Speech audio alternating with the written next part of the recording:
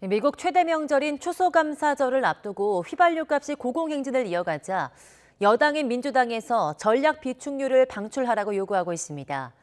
물가 급등으로 민심이 악화하면서 바이든 대통령과 민주당의 지지율이 동반 하락하고 있습니다. 김원배 기자입니다.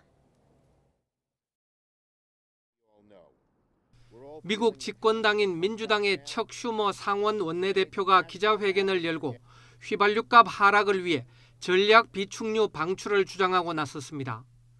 I'm here today to urge the administration to approve fuel sales from the nation's strategic petroleum reserve to get those gasoline prices down.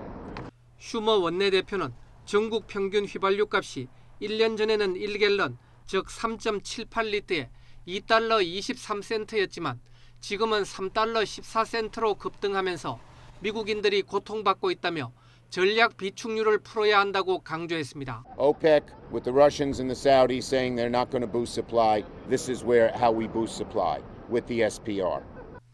앞서 지난 8일에는 11명의 민주당 상원 의원들이 바이든 행정부에 편지를 보내 전략 비축유 방출이나 원유 수출 금지와 같은 조치를 취하도록 요구했습니다. 미국 민주당 의원들이 일시적인 효과밖에 없다는 점을 인식하면서도 전략 비축유 방출을 요구하고 있는 것은 최대 명절인 추수감사절을 앞두고 휘발유값 고공행진이 이어지면서 민심이 갈수록 악화하고 있기 때문입니다.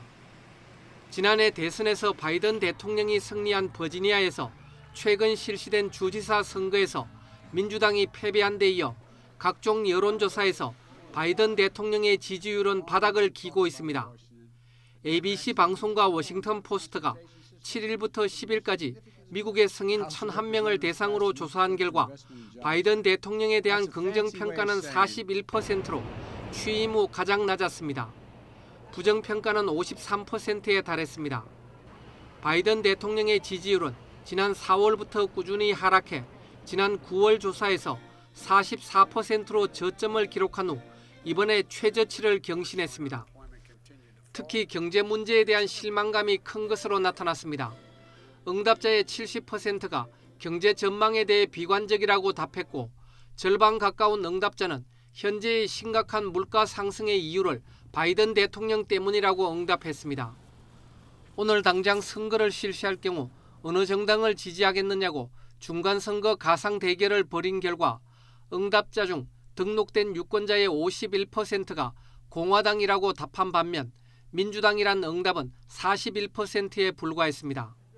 이는 1981년 중간선거 가상 대결 조사를 시작한 이래 민주당 지지율 기준으로 가장 낮은 수준으로 내년 중간선거를 앞두고 있는 민주당 입장에서는 그야말로 비상이 걸렸습니다. YTN 김원배입니다.